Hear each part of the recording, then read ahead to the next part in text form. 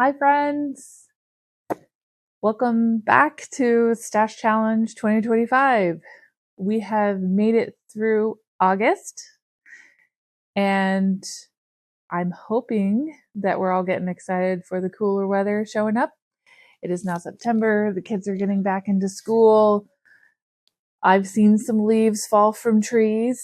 We've had some cooler evenings here in the Pennsylvania area. So hopefully that means that we're all getting a little excited for some more knitting, crocheting, spinning, weaving, whatever it is we need to do to work through more of our stash. This past month was busy. Probably say that a lot. But as you can see in the video, the big thing that happened for me this month was flock. So in the beginning of August, I got to fly out to Seattle with my bestie Amy for flock. The two of us actually work for Thread and Maple, and we were out there vending for them. So that was quite a trip. That was a lot of fun. if you haven't checked it out, we just put out the new learning hub for Thread and M.A.B.E.L, and I'm the one doing the educational videos, so you get to see my hands in all of the videos, and doing the tutorials, which is really a lot of fun. So Flock was amazing. I highly recommend it if you're in the area or thinking about going out to Seattle. Seattle was a lot of fun. It was really lovely. Everyone was really, really nice. The weather was perfect. Like it was just a really, really great time. So I highly recommend that Fiber Festival if you're interested. My big project for that was my Rays of Sun tee. That is going to be my Rhinebeck sweater. And this sweater t-shirt is coming along nicely. And I think so it's the beginning of September and Rhinebeck is in October, in the middle of October. So I've got a month and a half-ish to finish this. And I think this will be the first time, if I stay focused, this may be the first time that I will have finished a sweater for Rhinebeck like early. I've finished, like a week before.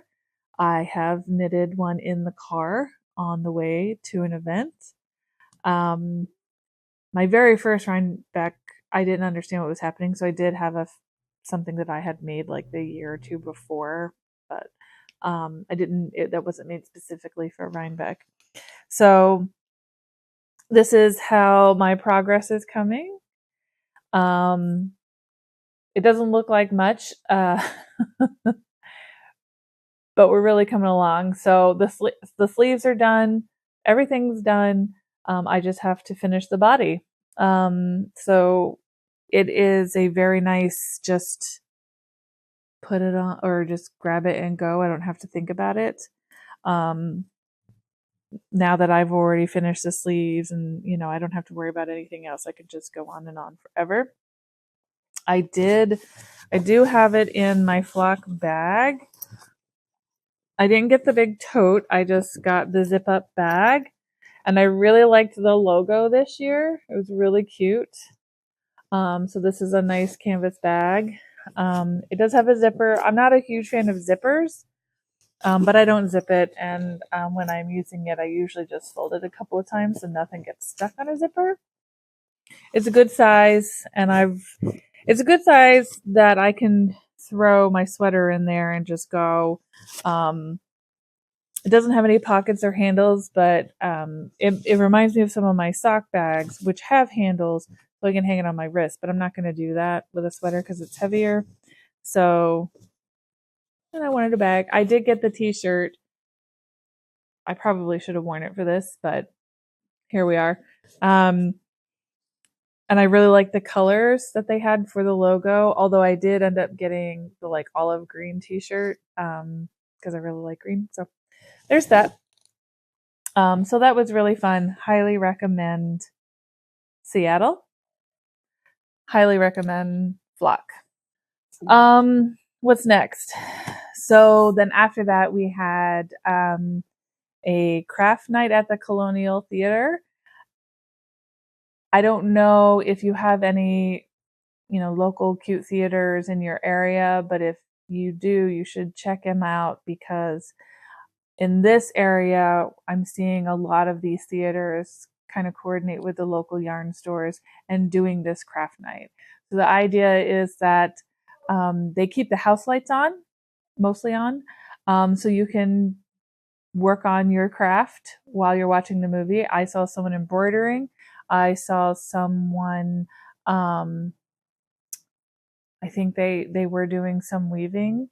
Lots of knitting, lots of crocheting, lots of good stuff happening. And it's kind of nice. There were some people who did have their neck lights on. So it's kind of an understood that lights are going to be on while we're watching a movie. We watched Pride and Prejudice, the Keira Knightley one. And it was such a joy to be sitting there with your friends and knitting, crocheting, whatever, and watching this movie. I love Jane Austen. I've read all of her books multiple times, and I will continue to read her books multiple times or listen to them. And I love all of the movies. I really love all of them. I will watch any of them at any time. You put one on, I'll watch it. So I'm not partial to anyone in particular, so I enjoyed watching this one. It was enjoyable to sit amongst people while watching this movie and hearing them laugh and realizing it is a very funny movie. I never thought of it as kind of a comedy before. And there was a moment, one of my favorite moments was when Darcy was telling Elizabeth about how old his sister was when she was, spoiler alerts if you don't know the story, when she was um, wooed by Mr. Mr. Wickham, that she was very young, and it was supposed to be very like, oh my god, which it is, but I knew it was coming.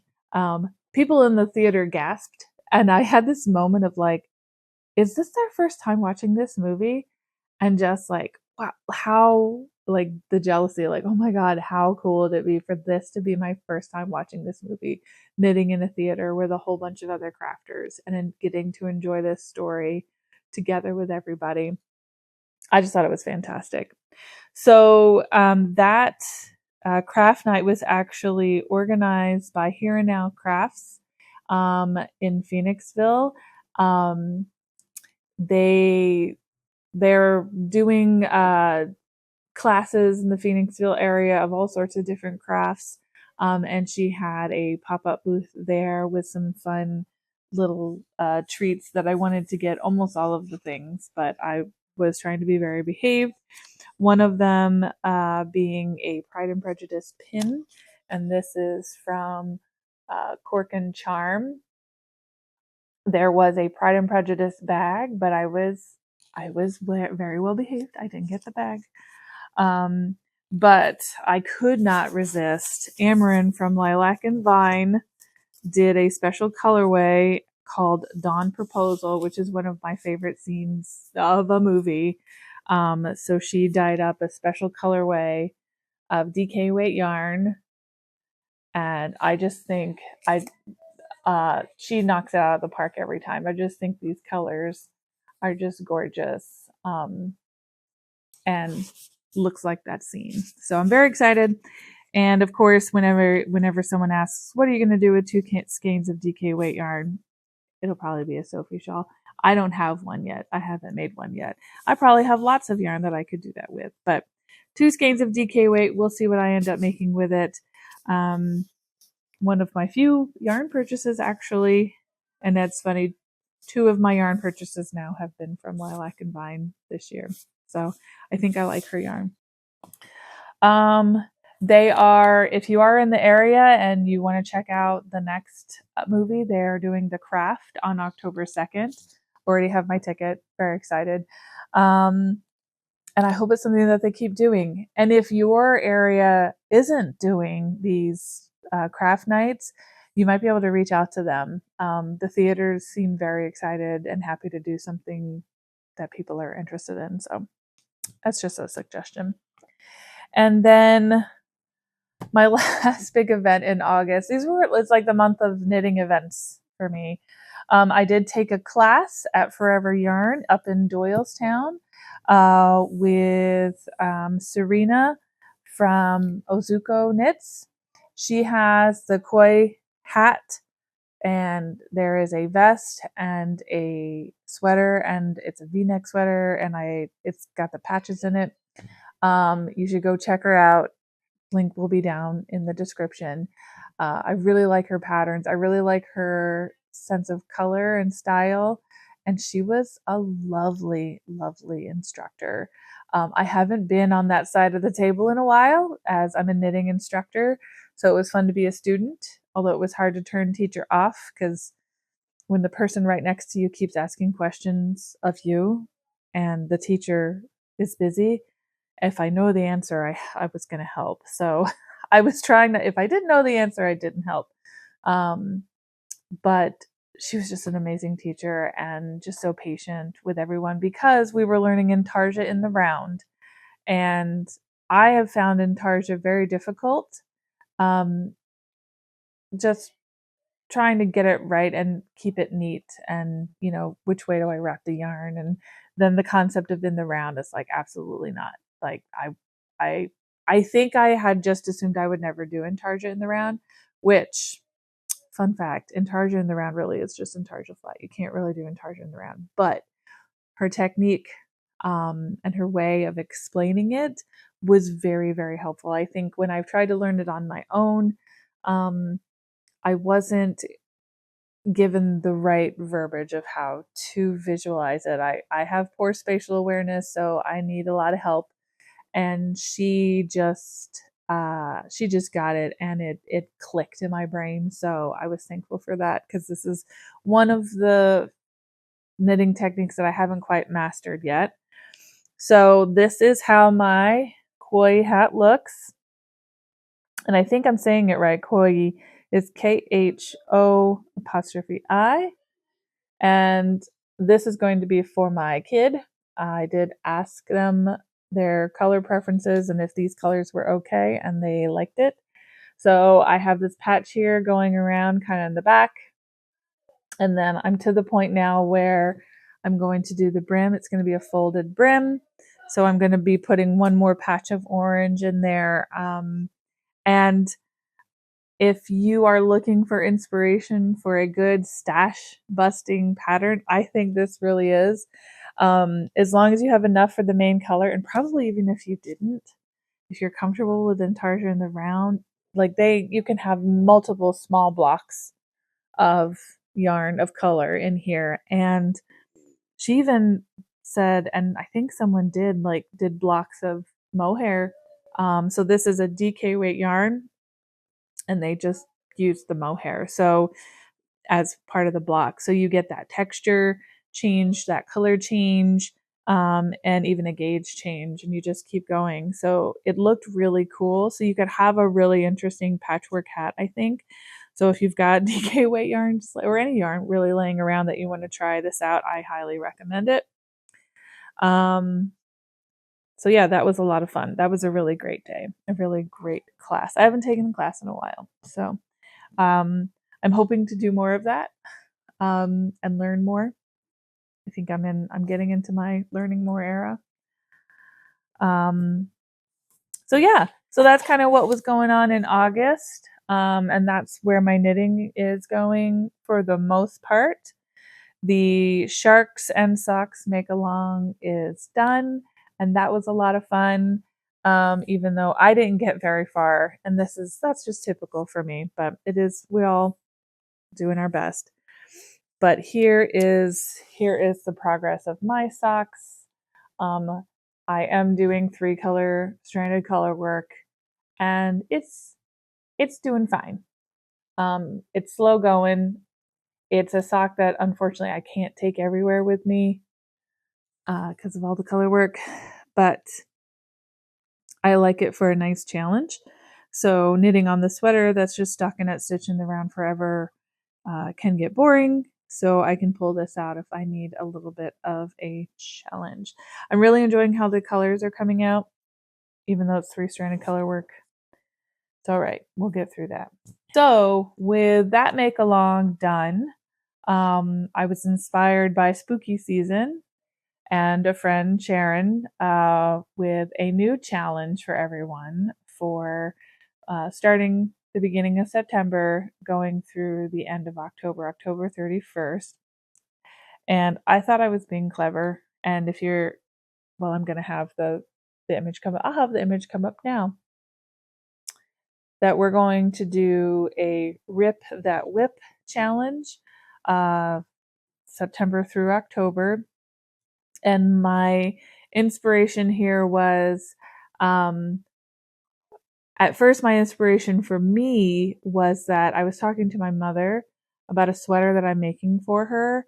And she's like, I really don't like sweaters. I like cardigans. And I realized I've been dreading working on this sweater, and I'm on the sleeves, y'all. Like, I think I was going to make it a little bit longer for her because she didn't like how short it was, even though it looked real cute. I'm on the sleeves, and I'm just, So I'm going to rip it out, and that's fine. I'm going to reuse this yarn for something else. So the idea is, if you have a whip or even a finished object, if it's not serving you, it's time to do something scary, and let's just pull that out. And so we're all going to support each other. We're going to do it together in this time period. And especially if it's something, I have another object, and this was my other inspiration, another object that didn't come out right. It's way too big.